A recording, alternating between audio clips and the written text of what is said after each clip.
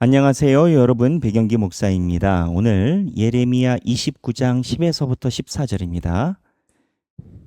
예레미야 29장 10에서부터 14절까지 4절, 4절의 내용을 살펴보도록 하겠습니다.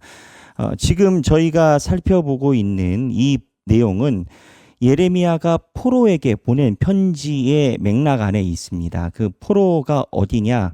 지금 이 포로로 잡혀간 시기가요. 마지막 시드기야 이전의 왕일 때 이스라엘 백성들이 포로로 바벨론에 잡혀갑니다. 왕조를 한번 볼까요? 왕조를 보면 어느 시기냐면 이때입니다. 요시야의 왕의 첫 번째, 그 다음으로 여호아스가 왕이 되고 여호야김이 왕이 되고 그 다음에 여호야긴이 왕이 됩니다. 이때 여호야긴 때 포로로 바벨론으로 잡혀가죠. 그리고 이제 시드기야가 오는데 지금 이때 포로로 잡혀가서 바벨론에 거주하고 있는 이스라엘 백성들의 고관들이 있습니다. 그 고관들을 향해서 쓰는 편지입니다. 지도적으로 보면 예루살렘이 여기 있고요. 예루살렘이 여기 있고 바벨론의 수도가 여기에 있습니다. 그래서 이 예루살렘에서 바벨론으로 사로잡혀간 사람들에게 쓴 편지 중에 하나예요. 근데 이 편지 중에 오늘의 내용은 어떤 내용이냐면 예레미야가 70년이 지나면 하나님께서 우리를 회복시키신다라고 하신다라고 이야기를 하는 파트입니다. 그래서 하나님께서 회복을 시키실 때 우리에게 많은 것을 온전히 회복시켜 주신다라는 내용이에요. 그 내용을 4절밖에 되지 않으니까 제가 한번 읽어보겠습니다. 여러분도 한번 보시죠. 29장 10절입니다. 여호와께서 이와 같이 말씀하시니라. 바벨론에서 70년이 차면 내가 너희를 돌보고 나의 선한 말을 너희에게 성취하여 너희를 이곳으로 돌아오게 하리라. 하나님이 70년이 차야 된다라는 거 얘기를 하셔요. 11절 여호와의 말씀이니라 너희를 향한 나의 생각을 내가 하나니. 이게 무슨 내용이냐? 하나님이 하나님의 생각을 알지 너희가 어떻게 아느냐라는 거예요. 그러니까 이스라엘 백성과 예레미야를 포함해서 모든 사람은 왜 이스라엘이 멸망을 당해야 되느냐라는 건 거예요. 이방인들보다 이스라엘이 좀 더 나은 것 같은데. 근데 하나님의 생각은 다르죠. 이스라엘 백성들이 하나님을 떠났기 때문에 멸망을 시킨다라고 얘기를 하시죠. 그런데 하나님의 큰 계획은 이스라엘을 없이 함에 있지 않아요. 그러면 이스라엘이 지금 없어졌겠죠. 근데 하나님의 큰 계획은 뭐였냐? 결국 이스라엘의 모든 것을 다 바꿔서 하나님만 온전히 의지하는 아담처럼 회복시키고자 하는 건 거예요. 범죄한 아담이 아니라 범죄하기 전 아담. 그러다 보니까 이제 부분 시술로는 안 돼요. 성형수술로 고칠 수가 없어. 그래서 총체적으로 모든 체질 개선을 넘어 유전자에 대한 갱신까지 이런 차원의 하나님의 큰 계획이 있는 건 거예요. 그래서 하나님이 내가 나의 생각을 내가 하나니 하나님만 하신다라는 거예요. 근데 그 생각의 결론이 뭐냐? 평안이요 재앙이 아니라 너희에게 미래와 희망을 주는 것이니라. 하나님은 여기서 무엇라고 얘기를 하냐면 하나님이 말씀하시는 재앙은 희망을 주신다래요. 결과적으로는 그렇게 되긴 했습니다. 이스라엘 백성들이 바벨론에서 나라를 잃고 포로로 있는 동안에 하나님이 말씀하시는 것에 이스라엘 백성들이 귀를 기울이고 하나님 중심적인 신앙으로 변했습니다. 바벨론으로 포로로 잡혀간 지 70년이라고 했잖아요. 여기 역사를 보면 그래요. 예전에 저희가 한번 살펴본 바가 있는 것 같은데 전체적인 역사의 흐름입니다. 역사의 흐름에 대해서 이스라엘 주변에 있는 강대국 여기 있네요. 강대국 나라의 변이도입니다. 여기 보면 남유다가 여기 586년 멸망하지 않습니까? 아수르에 의해서 북이스라엘이 멸망했고 바벨론에 의해서 남유다가 멸망했거든요. 그 다음에 예수님이 오실 때까지 나라가 없었어요. 그러니까 이 바벨론에 의해서 멸망한 70년 기간 이후에도 이스라엘 백성들이 나라가 줄곧 없고 통치를 받는 그런 속국의 상황이었습니다. 그러다 보니 어떻게 됐느냐? 이스라엘 백성들이 하나님을 더욱더 붙잡게 됐고 이 상황에서 진정으로 이스라엘 백성들이 유일신 하나님을 섬기게 됐다라고 신학자들이 평가합니다. 여러 번 얘기 드렸죠. 남유다와 북이스라엘 상태에서는요, 이스라엘 백성들이 하나님 외에도 자기네들이 가지고 있는 잡신들이 있었어요. 그 잡신 중에 하나가 바알이고 아세라고. 그래서 그때는 하나님을 온전히 섬겼다라고 평가하지 않고 택일신론이라고 평가를 합니다. 택일신론이 뭐예요? 여러 신 중에서 하나님을 선택한 건 거예요, 이스라엘이. 근데 그 우상들은 다 헛것이거든요. 이거에 대한 총체적인 이것이 헛것이고 하나님만 계시구나로 생각이 바뀐 게 이 바벨론 포로기 이후예요. 그래서 바벨론 포로기 때 모세오경을 포함해서 성경이 편집이 되기 시작했고요. 있던 쪼가리 성경들이 합쳐지기 시작했고, 이 바벨론 포로기 이후로 성경이나 말씀에 대한 정리가 들어갑니다. 그러니까 이전에 있었던 이스라엘 백성들의 태도와 비교해 보면 정말 코페르니쿠스적인 우리로 표현하면 천동설에서 지동설이 바뀐 것처럼, 태양이 우리를 위해서 돈다 해서 우리가 태양을 돈다라는 것처럼 생각이 아예 바뀐 것처럼 급진적인 신앙의 성장이 이 고난기에 있습니다. 그러니까 이런 차원에서 하나님이 이스라엘 백성들을 멸망시키는 것은 이 흐름에서 보면 희망이에요. 하나님 입장에서는 소망인 건 거예요. 역사가 그렇게 됐어요. 그리고 나서 예수가 왔잖아요. 근데 멸망하는 이스라엘은 힘들죠. 하나님이 왜 이스라엘을 멸망시키냐고요. 이제는 부분 시술로 안 되니까. 총체적으로 이제 인공호흡으로 될 게 아니라, 인공호흡이 아니라 혈액 투여해가지고 뭐 강압제인가 뭐 있지 않습니까? 심장이 막 뛰게 하는 그러한 약 같은 거, 의료약 같은 걸로 이제는 총체적으로 이런 인공호흡이 아니라 그냥 억지로 총체로 살리는 계획인 건 거예요. 근데 이 계획이 누구를 위한 거냐고요. 이스라엘 백성들을 안 버리려고 하는 하나님의 계획이에요. 그래서 하나님께서 이러한 맥락에서 오늘 본문을 이야기를 하세요. 근데 오늘 본문이 우리가 많이 들어본 성경에 있는 내용이 많이 나와요. 여기에 보면 11절 평안이요 재앙이 아니라 너희에게 미래와 희망을 주는 것이니라 라고 얘기를 했죠. 그리고 12절 너희가 내게 부르짖으며 내게 와서 기도하면 내가 너희들의 기도를 들을 것이요. 지금은 안 들어요. 그러나 하나님께서 너희들의 기도를 들어줄 것이요. 저도 마찬가지입니다. 우리도 마찬가지고. 너희가 온 마음으로 나를 구하면 나를 찾을 것이요. 나를 만나리라. 지금은 온 마음으로 구하지를 못해요. 그리고 온 마음으로 구한다 해도 하나님이 안 만나주는 상황이에요. 온 마음으로 구하지도 못하고 그런다 하더라도 하나님께서 만나주지 않으시는 상황이에요. 그런데 14절에 이것은 여호와의 말씀이니라. 나는 너희들을 만날 것이며 너희를 포로된 중에서 다시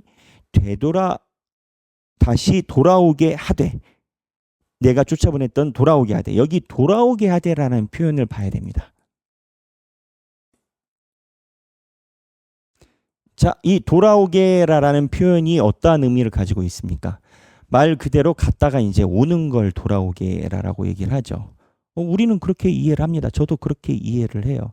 근데 이걸 원문을 분석을 하니까 장신대 박동현 교수님의 말에 의하면 이 돌아오게라는 이 표현이 원문에 보면 다른 쪽의 해석이 가능하고 그 해석이 조금 더 확실하다라고 본인의 저서에 기록을 해놨어요. 이 돌아오게라는 표현을 어떻게 해석을 하는 것이 원문에 더 가깝다라고 이야기를 하냐면 운명을 되돌리다. 네. 운명을 되돌리다. 이 돌아오게라는 표현, 이게 몇 절이죠? 14절. 운명을 되돌리다라는 표현으로 해석함이 오히려 원문에 가깝다라고 주장을 하세요. 무슨 내용이냐? 기독교는 운명을 믿지 않아요. 정해진 기계적인 삶을 이야기를 하지 않아요. 그러니까 운명이 뭐예요? 내 미래가 정해졌. 어떤 처녀에게 가가지고 당신은 나랑 결혼할 운명이다 라고 얘기를 하면 이게 어떤 느낌이에요? 도망갈 데가 없고 나는 결국 당신과 결혼하게 됐다. 이렇게 되는 거 아니겠습니까? 근데 기독교는 자기 인생의 운명이 정해졌다라는 관점을 갖고 있지는 않아요. 그런데 열매라는 개념은 있어요. 콩 심은 데 콩이 나고 팥 심은 데 팥이 나잖아요. 팥을 계속 심는데 콩이 나오기를 기대하는 사람 없고 콩을 계속 심으면서 여기서 수박이 나올 것이라고 기대하는 사람이 없어요.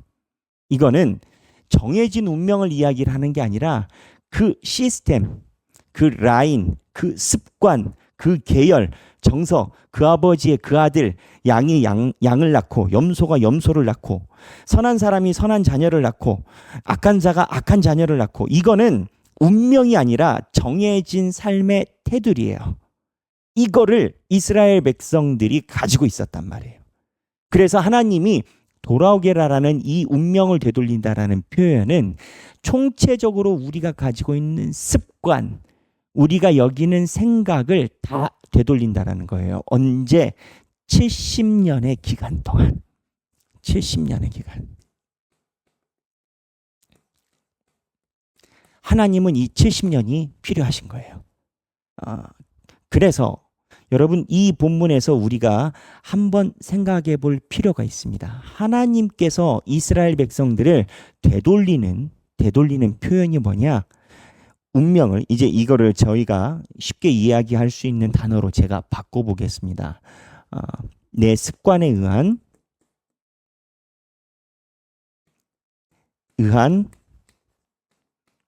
범죄를 이 범죄가 뭘까요? 하나님을 무시. 습관에 의한 범죄를 돌아오게 회복시키신다. 이 내용이에요. 사실 습관이란 표현도 적절하지 않은 것 같아요. 왜냐하면 습관은 무언가 우리의 2차적인 피상인 건데 여기에서 돌아오게라는 원문의 해석은 습관을 이야기를 하는 게 아니라 운명처럼 우리가 가지고 있는 뼛속까지 묻어있는 생각, 뼛속까지 묻어있는 하나님이 우선순위 되지 않는 것, 하나님을 우선순위 여기는 것 같지만 고무줄이 탱 하고 돌아가듯이 나도 모르게 돌아가 버리는 그 자리를 되돌리신다라고 오늘 성경에서 이야기를 하신다라는 거예요. 오늘 생각할 거는 이거 하나 생각하면 좋겠어요. 자, 여러분, 운명을 되돌린다. 운명을 되돌린다. 하나님께서 표현하실 때 내가 나의 운명을 되돌리다. 돌아오게. 하나님께서 나의 운명을 되돌리게 하신다라는 표현을 보고 지금 내 삶을 어떻게 느끼는지 나눠보시면 좋겠습니다. 한 예로 제 얘기를 할게요. 목회자도 성장하는 과정이고 목회자도 죽게 다가가는 과정입니다. 하나님께서 재앙을 주실 때가 있죠. 그리고 그 안에서 하나님의 뜻을 구할 때 보면 하나님께서 나에게 어려움을 주신 이유는 간단해요. 죽게 더욱더 다가가게 하기 위함이에요. 근데 죽게 더욱더 다가가려면은 뭐가 바뀌어야 되냐면 내 생각이 바뀌어야 돼. 내 습관이 바뀌어야 돼. 어려운 시험 여러분 다 쳐보셨잖아요. 유명한 뭐 고시나 대학이나 이런 시험을 치려면 제일 먼저 뭘 해야 되냐면 내가 24시간이 있으면 수험생들 보고 자기가 24시간을 어떻게 쓰는지 내 시간표를 먼저 만들어 보라라고 해요. 그러면 내 시간표 안에서 내가 지금 공부하는 양이 얼마인지 나와요. 2시간, 3시간 이렇게 나온다 치면 그러면 내가 원하는 공부를 이루려면 하루에 10시간이 필요해. 그러면 유능한 선생들은 어떻게 하느냐면 너희들이 가지고 있는 삶의 습관을 바꿔야 시험 준비가 된다라고 가르쳐요. 맞는 말이에요. 내가 24시간은 똑같아요. 24시간 안에서 내가 공부하는 것에 대한 파악이 정확해야 되고 그 24시간 안에서 남들보다 뛰어나려면 내가 공부를 많이 할 수 있는 시간대를 잡아야 돼요. 그래서 시간표를 만드는 건 거예요. 습관을 잡으려고. 무슨 얘기냐? 신앙생활이 그렇다라는 거예요. 신앙생활이 하나님께서 우리에게 재앙을 주시고 어려움을 주시고 힘듦을 주신 목적이 어디 있냐고요. 운명을 되돌리려고, 습관을 되돌리려고. 하나님께서 지금 70년이 지나면 너희가 돌아오리라, 돌아오게 하리라 라고 했을 때 70년 동안 하나님께서 노리시는 것은 딱 하나예요. 습관 바꾸는 거, 운명 바꾸는 거. 이 이야기를 들었을 때 지금 하나님께서 나에게 하고 계신 계획은 무엇일 것 같고 앞으로는 또 어떻게 인도하실 것 같은지 여러분들이 느끼시는 대로 같이 쓰시고 묵상하시고 나누시면 좋겠습니다. 오늘 10절에서 14절 굉장히 짧은 절이에요. 그런데 함의하고 있는 내용이 많습니다. 행복한 성경 읽기 되시기를 바랍니다. 감사합니다.